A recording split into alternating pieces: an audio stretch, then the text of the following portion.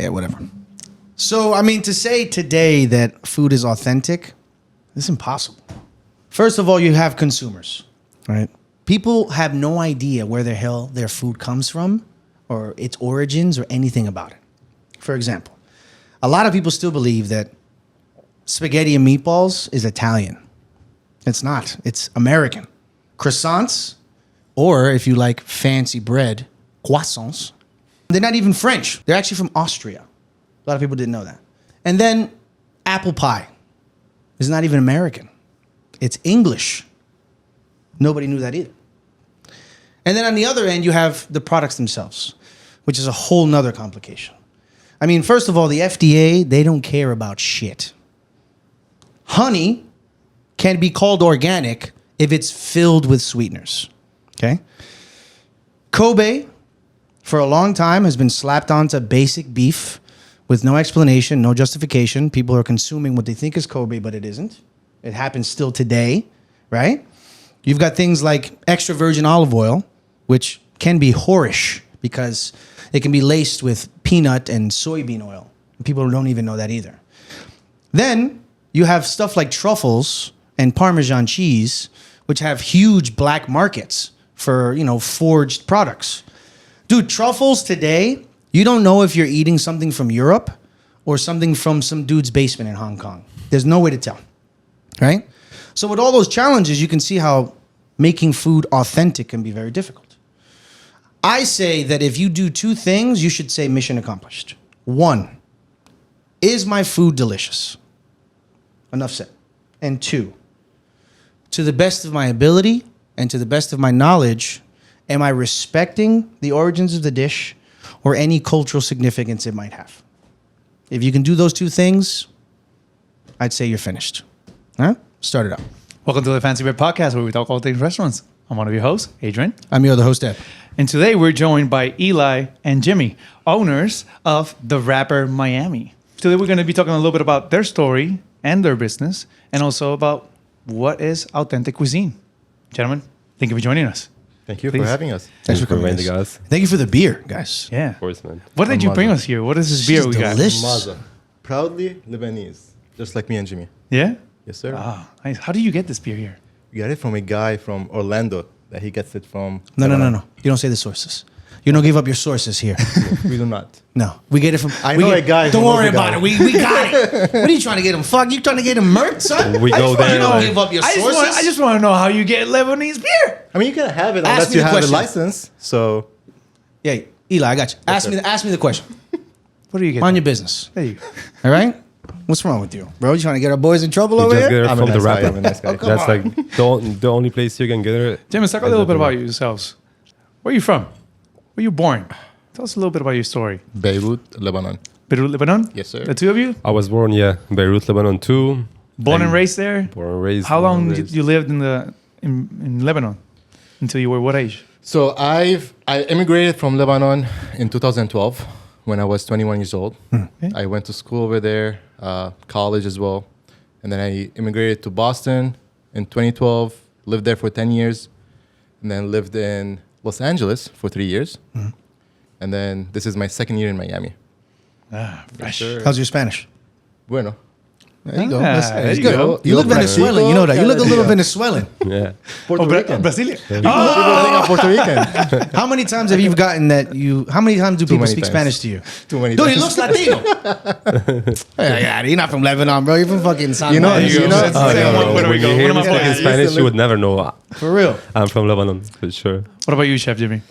I lived in Lebanon until 18. Yeah? I moved to Venezuela and lived there for 6 years. And then I moved here to Miami in 2015. This is like 8 years ago. I stayed in Miami for like 3 years. I moved for a year to like Boston. And I hated like the cold. Okay. It's an amazing city, beautiful. Yeah, Boston's But I real hated nice. like So he it's, left me It's and you too moved cold back. for me. I came back here and it's kind of like my city, you know. Yeah. I speak Spanish, I speak English, I work in restaurants, so it's where like you should be kind of.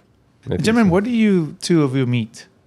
Back home in Lebanon. Back home? Yeah. We were Like friends from back childhood home. friends, like Yeah, since school high friends. school, middle school. High school, I would say high school. school? Yeah. We High have school. we had a lot of mutual friends. Mhm. and then we met, and then we started hanging out.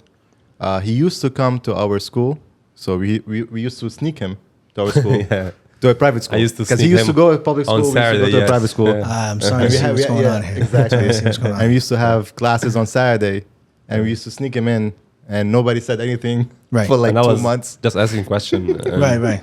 So he was like Carlton, and he was like the Fresh Prince of Bel Air. You know what I'm saying? Like Yes. you guys snuck him in. Yeah. I like that. though. Exactly. I just I like that. I was bored on Saturday, so let's go to school more. Now, gentlemen, this business of yours, Yes, the sir. Rapper Miami. What is it about? The best reps in Miami.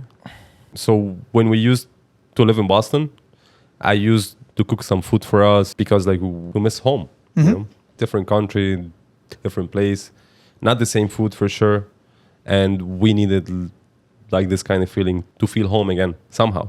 I see. Yeah. I started to make Lebanese street food, like not like home cooking or anything, just like street food. And he was like, we have to do this one day. We have like to have a store because like We wanna share this authentic- This needs to be shared. Yes. That was 8 years ago, Yeah. So that years ago. 2015, Damn. when he used to live in Boston with me. I wasn't a chef yet even Oh. at that time. So what are your roles in the business? Well, the best way to explain it is Jimmy handles everything back of the house. I handle everything front of the house. Yeah. I feel like we're great partners because we complement each other. He has a certain set of skills. I have another set of skills. And with those 2 sets of skills, we make a really good team. Yeah. He stays in his lane. I stay in my lane. Sometimes I cross over. Something. I bully him. a lot of time. A lot of time. Yeah. But for the most part, everybody stays in their lane. Right. And we understand the goal here. We understand the game. We understand what we're trying to do, the business, and we trust each other. That's very important. I do not interfere with anything when it comes to the food. And he does the same when it comes to the operation, the marketing, the branding, social media, everything else. I want to go into the food here real quick. When did you start cooking, chef? Basically, I started cooking like in my house, at first, inviting like people over, etc. But I never kind of wanted to work in a restaurant because it sucks. Thank you. Yes. Thank you for coming, guys. We appreciate you. It's a tough business. It sucks a Definitely a lot. tough But business. so for us, like to have this idea working or starting somehow, we needed some experience in restaurant business, of course. and not just like front of the house. And so like I just like decided to go and try working in a restaurant. I tried the first time for 2 days. I hated it. I left for 2 days. What did you hate about it, though? It's like long hours. It's very like heavy Labor intensive. labor intensive. Yeah. I like it now. Okay. Like Yeah. That tends to happen. it's fun. He though, only works like like you 7 go hours a for week like now. for like 10, 11 hours and passes like that. So, Yeah. so, You're active. Things are hot. All of a Happening, sudden, 5, 6 hours went by. Some of the back of the house workers, I asked him the other day, like, what time do you come in? He's like, when I come in. He's like, what time is usually that? Noon? 2? I'm like, okay, and what time do you leave? And we're done. It's like, well, what time is that? 3? 3, 2? 4, It's like, 5. it's Good job. Long hours. It's brutal. brutal. It can be brutal, man. Yes. It can be brutal. It's back not then. for everyone. So continue.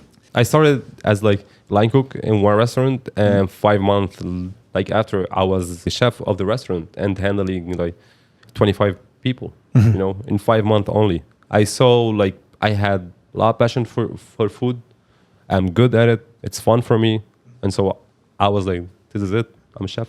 Yeah. Who were your influences when it came to those traditional recipes that you did for your friends Mom, at your work? 100%, mom. Like, Yeah. Any like question I have about like recipe or plate or something, just call my mom. Hey Call mom, moms. good old mom, baby. how do I do this? I don't know. That's like, right. I've read a few books. I watched like YouTube. No, it's not like that. You do it like this, and it's done. Would you It say you're a comes better out. cook than your mother today? No, of course not. There you go. I'll never That's be. right there. I'll never be for sure. Oh, that's smart. What a smart man. dude. Yeah, I'll never be. What a smart man. Did your mother had any cooking? Like she No, study no. that, or is she everything was passed down. Yeah, Yeah. it's passed down Family. like from Yeah. like grandmother and Right. aunts and stuff. So did you go to culinary school? No. No. Yeah, because we understand, and a lot of people in the industry do, that you can either get experience from a school and then learn how to work in the business, or you can get experience from your, the people that came before you, and then learn how to run a business. It works either way. As long as you're cooking good shit, that's all that matters. I think it depends on where like you want to go. If Of you want to course. work at like Michelin star restaurant and Yeah. stuff, you need That's a little like, different. Yeah, if you want like just to make like one concept, one type of food, it's better like just go and work for like 4 or 5 years and you have like enough experience I agree. to being like in the kitchen at least. Right. So, gentlemen, you have this food. It makes you feel at home. It makes you feel great, and you want to share this with the world. How did this came to be? Yeah, I mean, when we used to live together in Boston in 2015, like we said, he used to make food for us. We were me, him, and another guy from Lebanon, working in our, we had a mobile detailing business in Boston. And we used to work together, eat together and everything. And Jimmy, he used to be the chef, the private chef that everybody dreams of. So he used to make us some food. We came up with this idea of having, the authentic Lebanese wraps that we miss. Our menu is not something that we created. Our menu is experiences that we had growing up in Lebanon. Right. Like the kafta wrap, for example. The kafta wrap is a wrap that we used to eat every single day at 6 a.m. before school. It was a 1 block away at a place called Hajj Nasser. It's smaller than this living room. 2 guys working there making wraps from 5 a.m. to like 1 p.m. So, and the chicken wrap is a inspiration from another company in Lebanon that used to make the best chicken tawu in Lebanon. So we did not create anything ourselves, but we created a concept where we can bring all these memories and experiences that we have back home into a place, into a business where we can deliver those experiences to other people in the area. Wow. So that's how we came up with it. And obviously the ingredients matter. And the way you prepare those ingredients matter. And this is where Jimmy's mom comes into course. place. There you go. Your mom. But so we created a concept that have all these different elements of our childhood that we focus more on one type of food, which is street food. And we opened up this business. Yeah. We started as a pop-up in Smorgasburg, in Wynwood. And we started this pop-up not to make money, just a way for us to do market research on the concept. Yeah, that's amazing. There's no Lebanese street food. There's a lot of shawarma places. There's a lot of Lebanese cuisine places, and they're awesome. They're good. But there's no Lebanese street food concept, aka in Arabic we call it a snack, where you can go, order a wrap, be ready in 10 minutes, eat it with one hand, and then get out. Yeah. Like there's no existing concept. In Miami at least. And I don't think, I've lived in Boston, I lived in LA, I don't think it exists anywhere else. So we try to put that theory into action. It's like, why there's no Lebanese street food concepts in Miami? So we started at Smorgasburg, we tested out, people loved us. We played a little bit with the sizes, the ingredients, the process. And after a year, it was like very successful. Let's open up a place. We started looking for one. We found this place. We got it. We opened up a couple weeks ago. So, Gentlemen, why from Wynwood to Miami Beach? Because it's quite the distance. People are gonna have to like travel from one place to the other. What was the reason behind it? I got asked that question so many times. It's like, and my answer is, we did not pick this location. This location picked us. There we go. So we were looking for places in Miami, and in Miami Beach, we had a real estate agent, and she referred me that place, and it was listed for an X price, and I was not really interested. That was For that price. yeah, for that price exactly. That was like 4 months ago before we closed the deal. So I went, I took a look. The place is nice. Miami Beach is closer to another pop-up that we do in Sunny Isles on Wednesdays. So, and the customers over there love us. So we assumed, It's big it's, enough. you know, it's 20 Yeah. minutes to Sunny Hours. It's 20 minutes to Wynwood, our other pop-up. It's 15 minutes to our pop-up in Lincoln Road. So, you know, it's a central hub where we can help the pop-up business and open up a restaurant and whatnot. But the price were way too high. Yeah. So I was like, not interested. And then the guy texted me the seller's real estate agent texted me. It's like, are you interested? No, not interested. 2 weeks goes by. It's like, all right, we're ready to close the deal today at certain amount, 90% of X. And I was like, too high. And then 2 weeks passed by. It's like, all right, I talked to the seller. He's really motivated to sell. We're willing to do 80% of X. No, not really. You said no to 80%? You said no to a of it. 20% discount? This is the Yeah. we're still at the beginning of the story. Oh, shit. You have to hear So this. Yeah. and another month passed by, Genius. and then the seller calls me. It's like, hey, I'm not working with that real estate agent anymore. Let me talk to you man to man. We do tomorrow. I'm ready to close 50% X. And I was like, I looked at it for a You got second. me nervous now, bro. If you said no to Yeah. that now, And I looked at it for a second. It's like, you know what? I don't think we're on the same page. come on. You know, dude. just- You're a fucking. I'm not interested. Listen, we were doing the pop up. Do We you were doing do good. you do real estate? Because I want to hire you. I was not looking for a physical place. Okay. I was looking for an opportunity. Okay. I had all the time that I needed. We were Right. doing pop up. I have my other business. Jimmy was, managing the pop up. We were in a good place. We had We're 4 not days in a a hurry. week, so yeah. We were not in a hurry. So the guy's negotiating with himself. I'm not even saying a counter offer.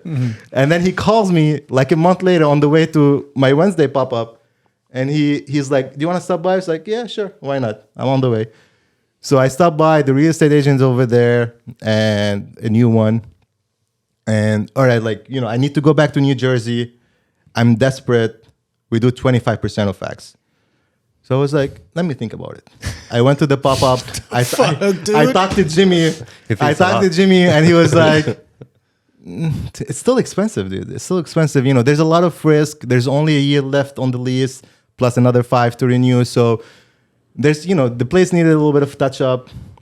So I was like, I called him. I was like, I'm sorry, man. I think you need to find somebody else. We're really not interested because the price is too high. And he goes, give me a counter offer. So I lowballed the guy. I was like, I'll give you 10% of X. Yeah. And he said, deal. Holy shit. And he said, deal. You got a 90% discount 90% on the initial discount. listing. 4 months. Correct. Open ready restaurant. Correct. We got inspection and everything in 5 days probably after signing the lease. It was a turnkey location. Yeah. We just painted the walls, Just painted did a and little bit of artwork. Yeah. We opened on our 5th week since we got the keys. So it was ready to go. We had all the licenses and everything else.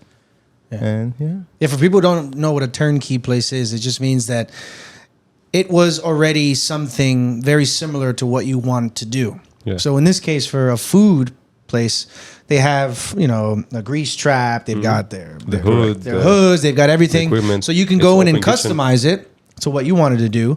But it's basically in layman's terms, you go in and you turn the key and it's on. Like you're ready to go. The hood by itself was 10% of X. Right. Yeah, easy. Just the hood, Easy. just the equipment. Like a reach trap, 50-60%. That's why you call it an opportunity. Sure. Dude, that's destiny. Yeah. But even after you did that and you got the inspection, you must have been, were you nervous? Now you've got a brick and mortar. Like you're like, you Still nervous. were nervous. You must have been shitting bricks, huh? Yeah. You need at least a year probably or two, just to feel, okay, Right. I can We're breathe now. self-funded. So Right. So we even don't much have more so. I was any gonna ask, investors. Even We much don't more have- so. Yeah, sure. By self-funded, I mean my mom. There you go. a lot of moms are doing a lot of heavy lifting. Yeah, no. Yeah, man, because I just Thank you, hearing the Sonia. story. Well, first of all, that's amazing. That's amazing. That's like some movie shit. But I have heard people say before that you can have a solid idea. You can have a great business plan. You can get a phenomenal deal, as you did. Honestly, that shit goes into the Guinness Book of World Records, right? But once you finally make those, that decision and you've got a place, now you got to start. Yes. You know, that's what they say. Like, you know, fantasies are fantasies, but if they become real, then now you got to start doing the work. Yes. So that must have been daunting. It's kind of It is daunting, but we have a leg up. We are in operation. Yeah. For I was about a to year say, now. about to Yes. say, we got a leg up. We got Yeah, 90% off. Beside the 90% That off, we had. It's still 90% in Miami. It's still expensive. It is Yeah. expensive. Let's keep that. 10%. Let's be honest about 10% that. was still probably, yeah. Yes. Go ahead. What were you going to say? But we had a lot of experience with the food. We've been doing the pop up, so we've been testing out the product, the process, the ingredients, the type of pita bread, the size of the pita bread. Right. So when we opened up our doors, we had 90% of the menu, or maybe 80% of the menu ready for us, Right. and we just needed to introduce new items to the menu, which we did with the suju and the falafel, and the bowls, and the Nutella wrap. And And what else? and Dalmaza. we can add a few But more. we still have a very small menu, and that's why we have the best wraps in Miami. Which is smart. because Which we is smart. focus on a very limited items, exactly, and those items have interchangeable ingredients. Exactly. So your overhead is low. Exactly, Right. and that's how we're able to provide the experience and the wraps and the authenticity that we have, because we focus on a very specific line of wraps. You guys are laser focused. Yes. Yeah. I'm loving this underdog story. How you start with this little pop up, and you ended up having something that ended up working for you, and now it's just the sky's the limit now. Yeah. Exactly. Before you go off, so I hope that anyone listening that's thinking, oh, maybe I should start with maybe a food truck or a pop up. Yeah, it's a Yes, great way to yes. start. Do it. Like Do you it. said, it was a way for you to see, does the market like it? The people like it before you Yeah. commit to such. It's an not expense. easy. It's not easy. Oh, no. Yeah. It's extremely hard starting small, starting with your own money, bootstrapping the whole operation. It's worth it though. If you want to keep 100% of your business, if you want to use your own time and efforts and resources to start something from scratch and grow it exponentially, this is the way to do it. It's just we put in a lot of hours. We put in a lot of hard work, a lot of back pain, a lot of headaches, a lot of time away from family to start this business, to grow it, and to get to the place that we are now. And we're still starting. Like this is Yeah, just we're still still the beginning. starting. Still the This is the beginning. beginning. Right. So you heard it here. Now, gentlemen, we want to bring this conversation of authenticity. What is authentic? In this definition, it's about being genuine. It's about honoring tradition, about being accurate, reliable, honest, faithful, or perhaps untouched. Nowadays, people consider food to be authentic when they keep their ingredients authentic from the region of where the dish is supposed to be, or the techniques used are hand down by generations, or the people, such as you from Lebanon, and also the story behind it. Now, I want to bring that into your restaurant, into how do you navigate certain challenges to keep your restaurant authentic, even though you don't claim authenticity. You do mention that you have Lebanese street food, but how could one remain authentic in sourcing ingredients, for example, when there's such a limit to the things that we can get? Because you can't physically send every single ingredient that you put in your wraps from the Lebanon, can you? No. No. It's almost impossible. Some of them, but Right? not everything, sure. So Can I take this moment and show you something that my Go ahead. sister sent me? Yeah, of course. Today from Lebanon. She went to Lebanon a couple of weeks ago. She's bringing 16 kilos, which I believe is 25 pounds, of spices in a suitcase. So this is for the camera to see. Could have said it. I was about to say that could have been This anything. is a part of Could've been anything. send me that picture, but Let me guess. put it there. authenticity Let me guess. of spices. Let me guess. Does your sister also know that you're beer guy? Let me see. There you go. These are wrapped very suggestive. I just wanted to know. I just wanted you to know. Those are wrapped This very is the suggestive. suju spices. Right. This is Straight just from spice, Lebanon. sure. Right. But going back to authenticity Yeah. is, like I said before, this is food we grew up eating. We did not create anything, out of normal. We didn't create anything from, our minds. This is food that we used to eat on a weekly basis back home. And you can still go and eat it. Like if you're in Exactly. Lebanon now and go and have like kafta wrap from Haj Nasser is exactly the same. If you go have like chicken tawu wrap. It's exactly the same. Like we didn't add like cilantro, garlic, or anything else. You know, it's as is as it come. Yeah. Do you know how you know that we are authentic Lebanese street food? We have a French fries wrap. You have a French fry wrap. French fries wrap. Yeah. French fries wrap is 100% Lebanese. That's funny. It doesn't sell much. No, it doesn't sell much. I'm gonna have to We give sell that a like try. 5 or 6 a month. Right. But it's authentic. It's 100% a Lebanese creation. But those are 5 or 6 authentic Lebanese experiences. Exactly. Exactly. But what the point to be is, can your food be authentic without every ingredient being from the place of origin? Yes. Absolutely, Of course you can. It doesn't need to be, because again, it goes into what you're trying to do. You're trying to create a memory, create an experience. When people eat that, you'll be like, "This is what people eat back there. This is what we used to eat at home." And, it's about transporting. It's about connecting you. As a chef, you're also an artist, and it's about creating that emotion in people and saying, "This was my life, and I want you to have a bite of it." You know, and it's important that you also allow that wiggle room, because the ingredients that you have sourced here, the meat is not going to be the same as there. Yeah. Obviously, it has lots to say. So I got a good question. So in your journey, which I hope is astronomical success, Thank you. what do you feel is more important? Would you rather go down in Lebanese street food history as being the best Lebanese street food in Miami? Yes. Or would you rather... Let me finish fucking the question. He's got the question. He's got the answer. No, it's okay, man. Or I love it. Would you rather be known as having the best Lebanese street food or the most authentic Lebanese street food? What's Both. more important in your mission already, statement? so I'm not sure. It's both. I mean, we can. Let's assume you can't have both, just for the sake of answering the question. But the best or the tell most you, authentic? I'll tell you. We could double our revenue overnight by selling shawarma, but we don't do that right. But not a real one. because we want to focus on being the best wraps in Miami. Shawarma is an art form. There's a plenty of shawarma vendors over here. Most of them are not authentic, you know. And the authentic one, it's hard for them to keep the authenticity in it, because shawarma relies on high turnover. Yeah. Relies on the experience of the shawarma master, turning it on a Forgot the name. Even time exactly, and it needs to be sliced in a certain manner. And I believe 99% of the people over here don't even have that shawarma master experience in order to provide, including ourselves, in order to provide the true authentic shawarma wrap here in Miami. And that's why we don't do it. Okay. Because we believe that focusing on the stuff that we know and focusing on the stuff that we have experience in is the best way to provide the most authentic wraps and the best wraps in Miami. But that provides an interesting question. Yes, sir.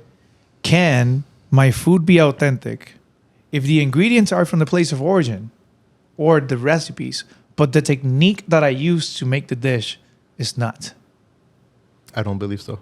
You don't think so? No, because we do the opposite. Most of our ingredients are not from Lebanon. They're not. We have some spices, which is very important to the process, but most of the ingredients, including the pita bread, including the cucumber, not the pickles, the tomato, the garlic that we use for the garlic sauce, all of this we buy it locally. Local, yeah. But the process of making those ingredients and the process of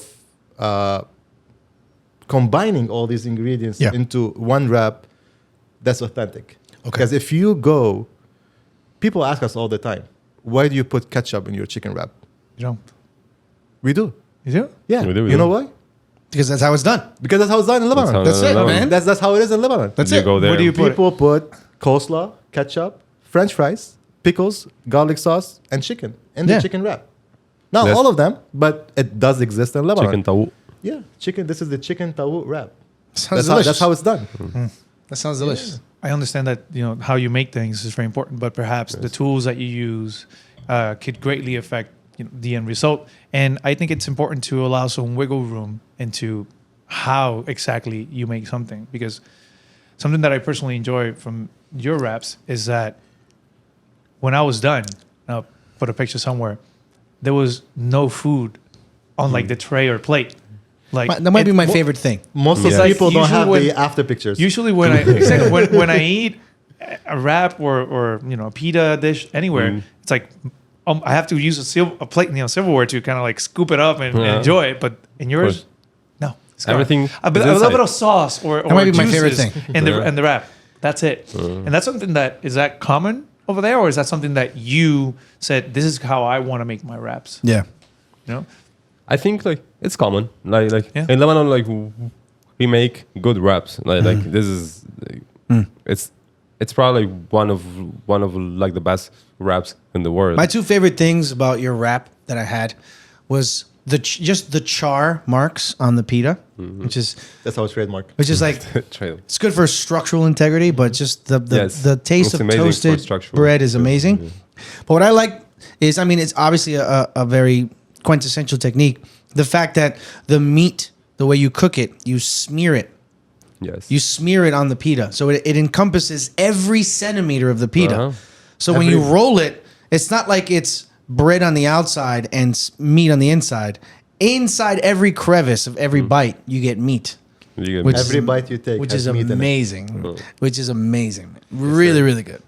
Now, ask you, chef, is there a wiggle room that you allow yourself to be creative in these dishes, or are you just 100% like keeping it as it is?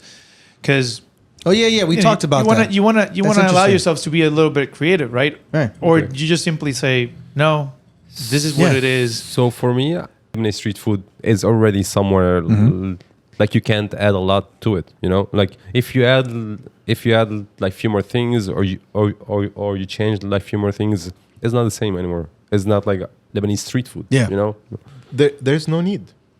no need. Like There's it's no amazing. need to add anything I or see. to change As anything is. or to be creative. I want to eat something different too. You Yeah. know, I want to have that. Like I'm Right. craving for that. Like I want to have like this same sandwich I was having in Lebanon because it's really good. So you would say already. that in your dishes, you haven't said, you know what, this is delicious, but it could use some honey, or this is fantastic, but it could use this instead, and it's not something that it wouldn't have in the Lebanon. But something you can add stuff, Yeah. but not change flavor. you Right. So know? I mean, I think And the so, question like, he's trying to say is, in your concept, how much of what you create is cooking, and how much of what you create is innovation?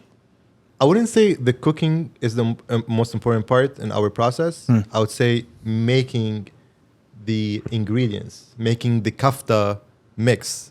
The kafta, what is kafta? Kafta is ground beef with minced onions, parsley, and spices. Now, the technique here is not actually cooking the kafta, is making the kafta mix. Right. Same thing with the chicken. This is where Jimmy excel the most. Anybody can make our wraps. Our pop-up operation is run by two guys that they're not chefs and they're not experienced in making food. We give them everything that's already done and they cook it on site, and that's the easy part. The hard part is making the prep. kafta mix, The prep. the chicken, marinating it overnight with yogurt and all these different spices. Right. This is the hard part. It tends to be the hard part. That concept is consistent in cooking. I'm not a chef, but from my exposure in kitchens, a guest gets a plate and it has a protein on it with a vegetable and some kind of sauce. The amount of work that went into just preparing those three things, let's just call it three things on a dish, is immense. Like marinating and cooking and reducing and deglazing a pan and mixing it. And I agree. I could just imagine how much work that is. Because when things seem simple, they usually aren't. Yes, Exactly. They're not. Actually, simple is complicated in its own way. It's very difficult. So I see what you're saying. Now, you mentioned also that you have some staff, some employees that help you with the pop-ups and such. Are they Lebanese? My sister is, Okay. and my brother-in-law is, Okay. but we do have two guys that are not Lebanese, but they're considered family. Okay. Now, the question would And be... they've been with us this is since for day one. some people out Okay. there, not Okay. for everybody, That's very important. is can I call my food authentic if I'm not from the place of origin? But they're not making the food. No, but I understand. They're but cooking it. What Right. would, But what I'm saying would is- you say is... If two other human beings had all the experience you had, but they weren't from Lebanon, Yes, sure. Cool. and they call were it creating, I'm talking about an identical operation. The only difference is they weren't Lebanese. Absolutely not. Would the food be authentic? No, absolutely not. Okay. because the food that we are providing and the food that we are making is the food that we ate. Right. We ate back home. How can Like you make something that you self-experience. didn't experience, you didn't eat? I'm telling you guys, we did not invent anything. Right. This is food that we ate back home. Most of the things that you have And this today food- everywhere. So And how, you can how, find how here can you too. make something Original. authentic? You did not experience it yourself. That's the question. Right. So let's say that there's a So- scenario where a chef who's very talented goes to Beirut or wherever else food is very popular in Lebanon, and they stay there for a month. And they're very skilled. They have a very skilled palate. They have a very skilled sense of recreating dishes, their nuances. So they stay in that country for a month. They're obsessed with the food. They come back to their hometown and they start imitating that food. And let's say objectively, the food is very, very good. Still not authentic. Was he curious when he was in Lebanon? Did That's- he really wanted to know? That's the reason he went. He's and experience this whole thing. He is a student of food. And he was gifted with the ability to create food and taste it and get a sense of its nuances. I mean, I'll answer the question. It's in your opinion, of course. Yeah, just in my an opinion. objective question. It's a difficult question to answer because I'm not American, right? Right. I was not born here. I was not raised here. But I got my citizenship 5 years ago. And I am an American citizen now. Right. Does that make me less American than an American person who was born here? No. You could have gotten your citizenship before you came here, 35 minutes ago. I'll tell you something else. I believe, in some instances, that I am more American than American born here. Right. Because I worked really hard to get to this level. Right. In some instances, Of course, obviously. yeah. No, I know what you're saying. And I'm extremely proud to be an American citizen. Right. And I worked really hard. Yeah. And I sacrificed. I immigrated. Yeah. I didn't see my family for a long period of time. And I worked. I had to do a test as well. Yeah. 100 I questions? have something to say about that test when you're done. Yeah, I know. I have something to say about that Exactly. test when you're done. So, but that, in my opinion, it does not make me less or more. It just makes me an American. Yeah. So answering your question, Exactly. the guy really wanted to experience Lebanese street food. He made an effort. He used his time, his resources, to travel back to Lebanon, or to travel to Lebanon in his case, to immerse himself in the Lebanese community, Yeah. to try the food, to learn. He took time and effort and resources to get involved in the society, to know something new or to experience something new and to learn it Yeah. and to bring it back home. I believe, and sometimes, he can be more authentic than Lebanese people. Right. So what you're saying is, in order for that scenario to be considered authentic, that person has to earn that right. Correct. Right. So now going back to the 100 question things, what I think is funny, and this happens all the time. You can ask native American citizens, people who were born here and have been American their whole lives, those questions from that 100 question test to become a citizen, and I guarantee you they know less than someone like, in your case, wasn't born in this country and had to learn those things. So if you want to base the quality of an American based on how well they know the answers to that test, people in your situation are more American than anyone else. Because you know more about that shit than anybody. If you ask me I those don't- 100 I don't wanna- questions, You have to. I would know like 10 of them. I don't want to take anything from anybody. No, it's not but about I don't that. want anybody to take anything from Exactly, because it's myself. not about anybody being more than anyone else. Exactly. It's you're making a point, and I think it's very clear that it's just about equality. You're just American. That's all it is. That's all it is. But I agree. I think in order for something to be authentic, we saw this video the other day where this guy in Los Angeles is like a surfer dude, and he is manning a taco truck. Right. And this girl is like this idealistic, girl who is about appropriation, Mexican? et cetera, et cetera. And she goes off on the guy. And the guy cooking was Asian. You know what I mean? And this is Mexican food. Yeah.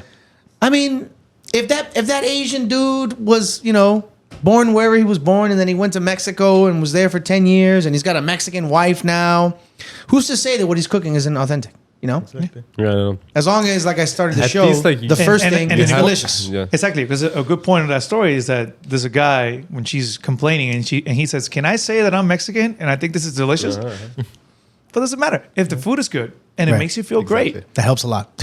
It helps a It's lot. totally fine because again, food is about sharing an experience, Yeah. Yes. and that in itself is authentic.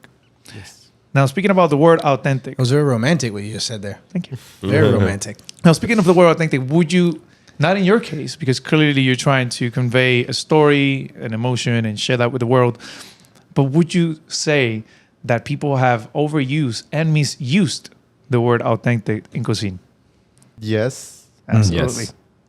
Definitely is something that Yes, people yes, can yes. use as a meaningful descriptor and times as a And I marketing think tool. that's Everyone- very important. That's why we don't use it anymore in our slogan or love it. social Authentic. media. Honestly, I love it. We don't use use I, it. authentic. I yeah. appreciate it. that you don't. Yeah, we dropped Everyone it. does. Everyone like have authentic tacky. this, authentic that, authentic. It's tacky. It's not. Yeah. Now, where do you think this craze came from? This crave for authentic stuff comes from, like, what are people are so crazy for Internet? authenticity right now? That is one. I think. A popular opinion that I found is that a couple years back, we were so into creating fusions, right? Yes. And then suddenly it kind of like got out of hand. Yeah. So now people want things that are a little bit more simple, more to the point, more honorable, perhaps, and go for something that is. Speaking of authentic. fusion, I have a pet peeve. Please. Go ahead. I've never heard. I'm from Lebanon, right? And we have really good shawarma over there. Jimmy knows where I'm going. I've never heard I love this. of a mixed shawarma wrap. Right. This is such a fusion, not in a good way, creation of Miami. And I think that comes from Right. Don't say. Puerto Ricans. Say it. He was gonna say Venezuelan, I think. I don't know where it comes from. I don't know saw where it in comes from, but Venezuela. I know that it At least, doesn't like, come from Lebanon. I lived in Venezuela and they had like mixed shawarma, like beef and chicken or chicken In a and wrap. falafel, and We have it it, in doesn't a taste plate bad. I'm where gonna say, chicken is Right, separated okay. from beef. That's what makes it tried difficult. but it's not authentic. That's what makes that. That's what makes it so hard because if it was not that bad. if it was But- like sacrilegious and also tasted bad, it'd be an easy. But like, you hear no. it and Well, like Do you like it though? no, I've never he tried hasn't it. tried. He's never tried. Oh, you're I gonna lived in have, would you, love Venezuela. to. can't, I would you like can't knock it I till you lived try. in You're gonna have to try. Venezuela. But you I gotta had try to. it though. I had to. I couldn't Eli, find you gotta anything try else. it, dude. Well, here's What the if you point that try I it? bring. Hold on.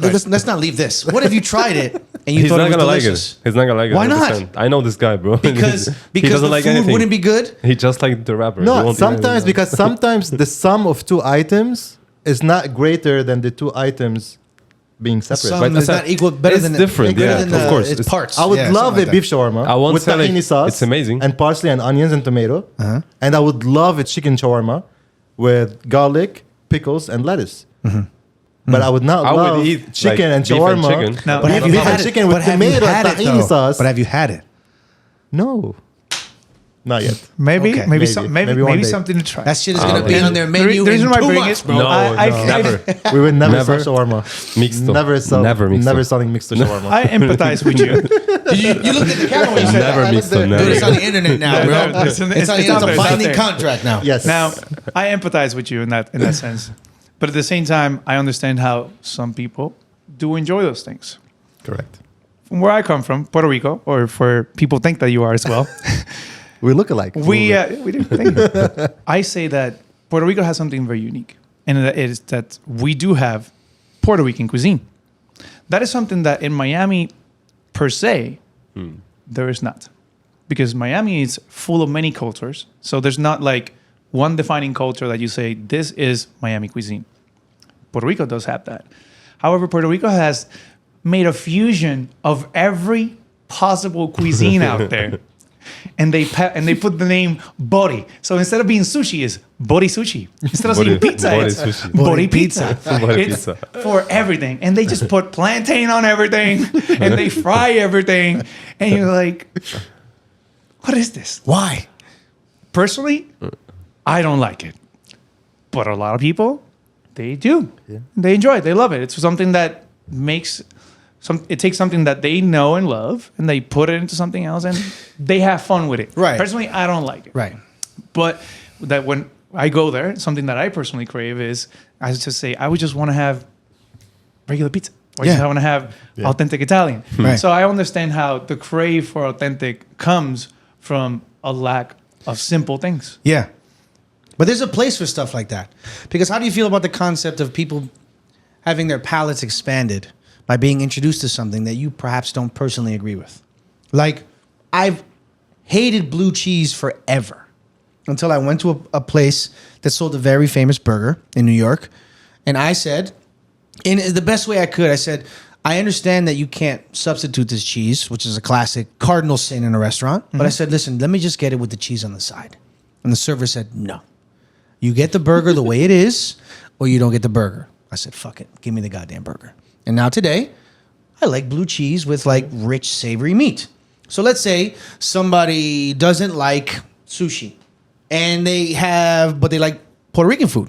Then Fried Bori plantain sushi might be sushi. a good bridge between, you know, Trying something new. that and sushi. So let's say the sacrilegious chicken shawarma beef monster introduces for someone sure. into the concept. For sure, That's not did. so bad. For sure, did. I'm a big fan We get a of lot a of mixed shawarma plate because I want to try Plate. Yes, I want to try the beef. I want to try the chicken. I want to do it the way I want to do it. I love a mixed shawarma plate. Just never had them, in a wrap. In a wrap. But in a wrap, like it's not just like mix. It's like with like a bully inside it and tahini and cilantro. I don't enjoy it.